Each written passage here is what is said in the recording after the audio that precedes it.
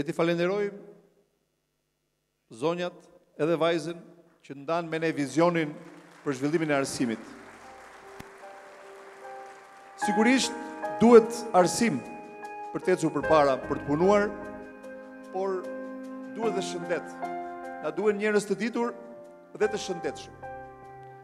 Kujdesi shëndetësor është ndoshta sfida më e madhe që kemi në programin tonë për rinjtë shqiptare. Prandaj dua të ftoj doktor Edmond Faberin, doktoresh Klodis Paiun, dua të ftoj Kesin që është studente e mjekësisë, po dua të ftoj edhe një person që të ndaj me ne një eksperiencë njerëzore.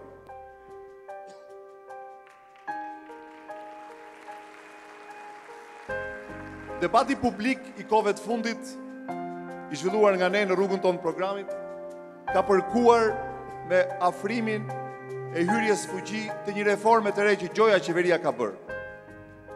Në thelb të asaj reforme është nevoja për ndryshuar spitalet shqiptare. Por çfarë ndodh sot në spitalet shqiptare? Dua t'ju tregoj fillimisht një kartel. Është kartela e një spitali në Shqipëri, spitalin e Kuçovës. Një grua e moshuar është shtruar në spital në janar të vitit 2011.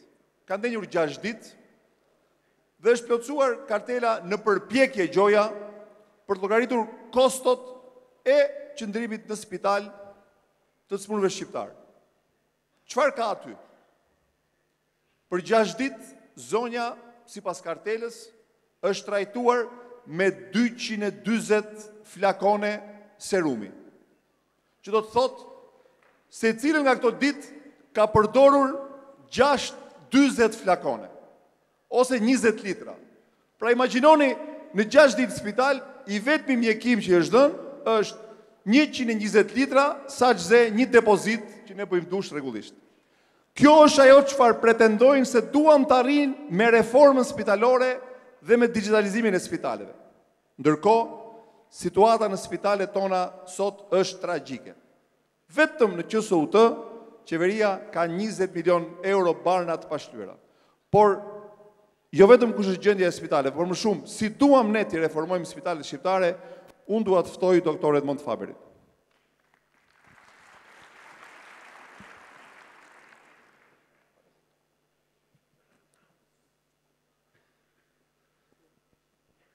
Të nderuar miq, jemi sot këtu para jush për t'ju prezantuar programin e Partisë Socialiste për shëndetësinë. Në javët që kaluan, publiku u njoh me gjendjen dhe problemet që ka sistemi ynë shëndetësor, që nga sistemi parësor dhe deri tek ai spitalori. Ne kemi argumentuar të gjithë problematikën që jeton aktualisht sot sistemi shëndetësor shqiptar me të gjitha anët e errta të tij, duke filluar nga mungesa e ilaçeve në spitale, e ujit të pishëm, e ngrohjes në dimër, e deri mungesën e këtij shërbimi për afër 1/3 e popullatës. Ne sot kemi 2 herë më pak spitale dhe shtetër spitalor se vendet e Bashkimit Evropian. 2.5 herë më pak mjek dhe infermier se qytetarët e BE-s. Spitalet janë kthyer nga institucionet kujdesit shëndetësor në vende të bërjes biznes. Në tregje, kafene, lavazhe, parkime dhe deri në tjetërsim të pronës publike. Neni 55 i Kushtetutës thotë: shtetasit gëzojnë në mënyrë të barabartë të drejtën për kujdes shëndetësor nga shteti.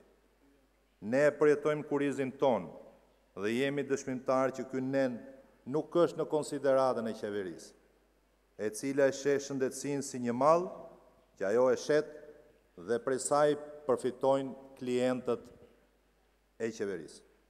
Atëherë, çfarë duhet të bëjmë që të gëzojmë benefitet e këtij neni dhe të ndryshojmë të realitet për të realizuar atë që është themelore në programin tonë? Shëndetësia është e mirë publike dhe duhet ta përfitojnë të gjithë falas. Vizioni ynë është ndryshe. Shteti do ta blejë shërbimin shëndetësor dhe nëpërmjet sistemit shëndetësor kombëtar, një institucion që ne do ta themelojmë, do ta afrojmë për qytetarët. Shërbimi shëndetësor që ne themi nuk është se nuk kushton. Ne jemi të ndërgjegjshëm se barra që kemi marrë përsipër është e rëndë. për këllqet e lodhurat e ekonomisë sonë, por unë kam bindjen, kam besimin, se kjo reformë mbështetur nga trupa mjekësore dhe gjithë shqiptarët që duan të përfitojnë, do realizohet. Unë kam besimin se kjo do të ndodhë, sepse jam i bindur se ne të gjithë e duam Shqipërinë dhe po bëjmë gjën më të drejtë për të. Në 23 qershor, ne do të zgjedhim një rilindje të sistemit shëndetësor shqiptar, një sistem shëndetësor më të mirë për një të ardhme më të mirë. Ju falenderit. Faleminderit.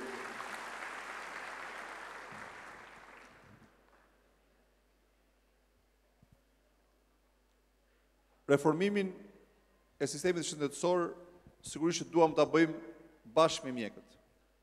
Mjekëve duam t'u japim në dorë qeverisjen klinike dhe sigurisht duam t'i mbështesim në misionin e tyre. Por unë dua të ftoj Kesin. Kesi është një vajzë e re, ka zgjedhur të studiojë për mjekësi.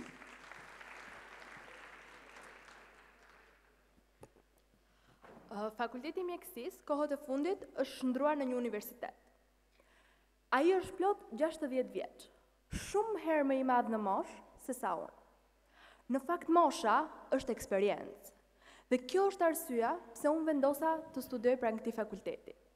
Besova në punën e palodhur të brezave paraardhës dhe besoj në misionin e mjekut, të shpëtosh jetë njerëzish. Ama realiteti është mjaft ndryshe. Ky fakultet përballet me shumë problematika.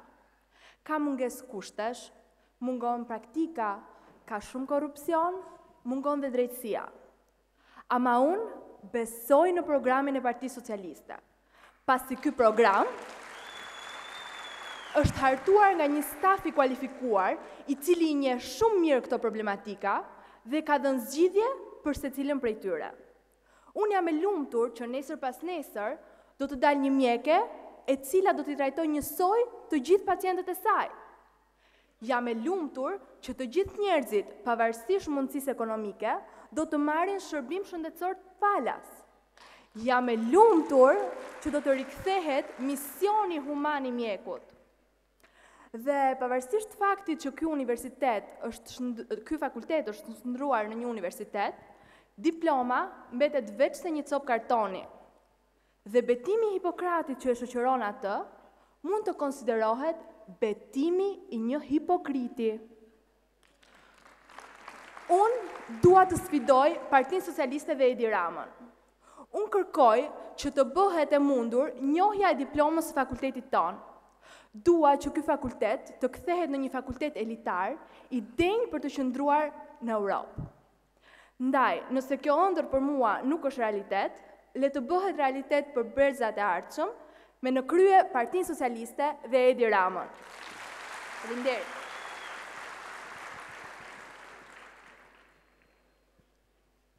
Në diskutimet që bëm për gjendjen e shëndetësisë, në vizitat në qendra shëndetësore, siç ju dhe e keni ndjekur, bëm vizit edhe në qendrën shëndetësore këtu në Ndroq, është jo larg nga Tirana, dhe aty në fakt u njohëm me realitete shumë të dhimbshme.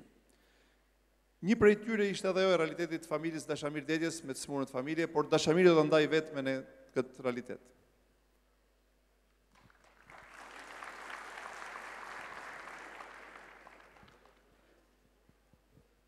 Unë jam prindi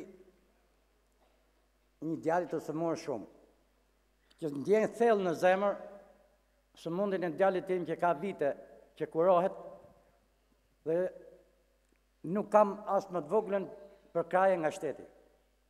Shkoj në për pavione, do të filloj të bledh përveç ilaçeve edhe ato të serumeve, apo dhe tubetet e analizët gjaku.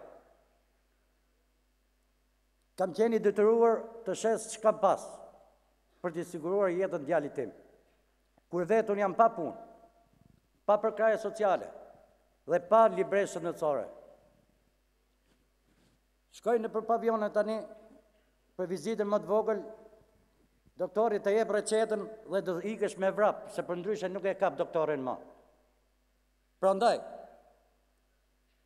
i bëj thirrje të gjithë familjarëve që kanë fatin tim të shkoj dhe të sillet në për spitalet, ta shporim këtë sistem, këtë qeveri të papërgjeshme. Faleminderit.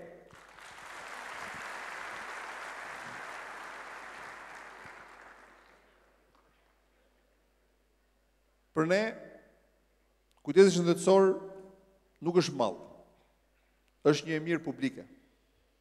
Prandaj, duam t'ja ofrojmë kujdo sipas nevojës, dhe jo thjesht sipas mundësive të xhepit. Por jo vetëm kush është vizioni jonë, po cila është arkitektura e sistemit të ri shëndetësor, cili do të jetë roli i shërbimit shëndetësor kombëtar, unë dua të ftoj Klodi Spaiun, jo vetëm mjekë, po dhe deputete e PS-s që ka drejtuar grupin e punës të programit për shëndetësinë. Të nderuar miq, të flasësh para jush për një nga problemet më të rëndësishme që ka vendi ynë sot është me të vërtet një përgjegjësi shumë e madhe, po dhe një emocion shumë i madh. Do ta nisja fjalën time me një thënie të një shkrimtari të madh. Shëndeti është detyrë e parë e jetës. Gjendja shëndetësore e mirë përbën një nga të drejtat themelore të çdo qenie njerëzore, pavarësisht nga raca, besimi, opinioni politik dhe nga gjendja ekonomike shoqërore. Qeveritë kanë përgjegjësinë e shëndetit të popujve të tyre. Ndaj, duhet të marrin masat e duhura shëndetësore. E nisa me këto opinione për rëndësinë e shëndetit, sepse sot më shumë se kurrë, ndjej përgjegjësinë të ndaj me ju, shqetësimin dhe preokupimin e gjithë shqiptarëve që kemi takuar cep më cep të këtij vendi.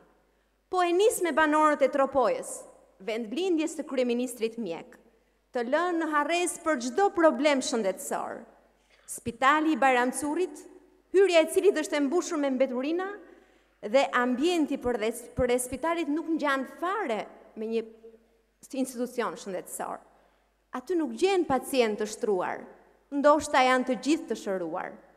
Mungesa totale e mjekëve specialist i detyron vendlindasit të kërkojnë shërbim shëndetësor në Gjakov e Prishtinë, se kreu i vendit i ka harruar prej kohësh. Do të vazhdoja pafund me qendrën shëndetësore të Bujanit, që mbulon 1700 banor. Mungon gjithçka, përveç dëshirës së mjekut për të shërbyer, por me çfarë? Po kështu banorët e Zogajt, Berishës, Kërnajës, ku për qendër shëndetësore është një klasë shkolle, por është pa derë, brenda së cilës nuk ka asgjë, përveç një lavamani të thyer. Të dashur miq, zonat që ju përmenda ndoshta janë larg dhe të mbuluara nga bora, por unë do të rikthehem në metropol, pak kilometra larg Tiranës, në bastionin e PD-s, në qendrën shëndetësore të Kamzës që i shërben 100.000 banorëve, të lënë në ditë të hallit me një radiologji të viteve 70, me një infermieri dhe laborator mesjete. Kemi bërë një rrugtim të gjatë deri sot. Kemi folur hapur me pacient, familjar, personel shëndetësor, anë kënd has një pakënaqësi ekstreme për zgjidhjen e problemeve shëndetësore. Sorollatje, mungesë shërbimesh, mungesë medikamentesh, mllëfje akumuluar që përplaset drejt për drejt tek personeli shëndetësor. Po kjo është vetëm maja e icebergut. Ajo që fshihet nën ujë dhe që është shkaku i këtij kalbëzimi të sistemit shëndetësor. Korrupsioni, vjedhja, abuzimi, majmërosja e drejtuesve të institucioneve që për 2 vjet kanë bërë para për të mbajtur 2 breza. Pikërisht ky kontingjent nuk përballet kurrë me pacientin, por mbeten në ekranet televizive duke i bërë lavde pikërisht këtij kalbëzimi. Kanë 20 vjet që reformojnë reformën. Kanë 20 vjet që arnojnë një organ të shqyer që edhe pse nuk ke ku ta kapësh, nuk pranojnë kurrë ta ndërrojnë, sepse vetëm duke shtuar një arnë të re, ato do të nxjerrin llokmën e tyre të majme. Sot, në zemër kam peshën e dhimbjes së 7.000 familjeve shqiptare që zbuluan se në 2012 kishin një të afër me kancer dhe në një stad të avancuar. 85% e këtyre pacientëve janë zbuluar në stadin e 4 të sëmundjes. Por fatkeqësisht, kur kjo sëmundje kapet me vonesë, pacienti ikën shpejt nga jeta, pa marrë, pa blerë dot as librezën e shëndetit Saliut. Duke i lënë në breng të thellë fëmijët dhe të afërmit e tyre që nuk patën mundësi të shpëtonin jetën, edhe pse shitën shtëpinë. Sot në zemër kam peshën e pacientëve që vinë nga ana për të bërë dializën dhe kërkojnë lekë të rrugës, asgjë më tepër. E di që thot drejtori i institucionit. Në datën 24 qershor do t'ju jap 4 muajt bashk vetëm me 23 qershor ne duam votën.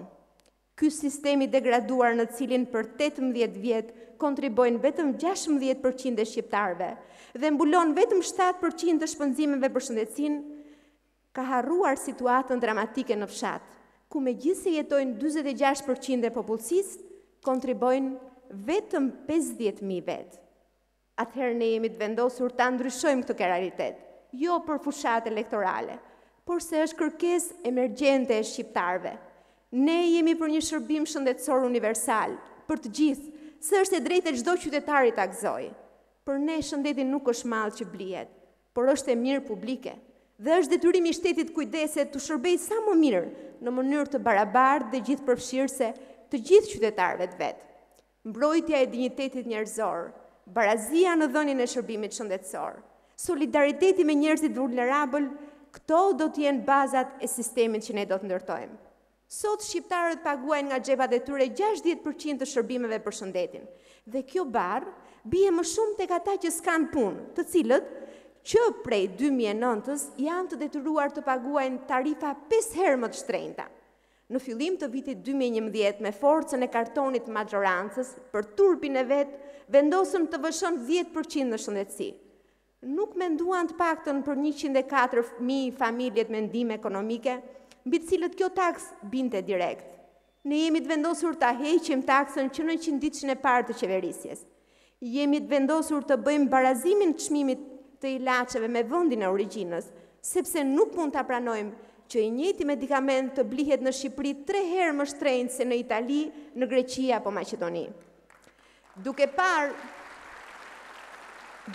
rëndësinë e parandalimit të sëmundjes, ne do t'i garantojmë çdo qytetari kontroll falas mjekësor të përvitshëm dhe një bilanc analizash, duke evidentuar grup mosha të rrezikuara nga sëmundjet që janë shtuar ndjeshëm. Sepse për ne është e papranueshme që 80% e pacientëve të diagnostikuar me kancer të kapen në stadin terminal. Ne do të hapim kantirin e shëndetësisë, duke vënë në eficiencë qendra shëndetësore që i ka mbetur vetëm emri. Tek mjeku i familjes dhe në spitale publike do t'ju ofrohet pacientëve jo vetëm kurim, por edhe solidaritet shoqëror. Ne do të përpiqemi maksimalisht që së bashku me pacientët dhe personelin shëndetësor të jemi në një llogore, po jo në një betejë me njëri tjetrin. Do të përpiqemi maksimalisht që personeli shëndetësor të rimotivohet dhe të rifitojë besimin e humbur. Dhe më kryesorja, çdo qytetar t'i rikthejë personelit mjekësor dinjitetin e munguar. Shërbimi shëndetësor kombëtar është një nga sfidat më të vështira të Partisë Socialiste, që kërkon një vullnet të hekur të kryeministrit të ardhshëm, angazhimin e plotë Partisë Socialiste, mirëkuptimin dhe mbështetjen e çdo zemre shqiptare. Faleminderit.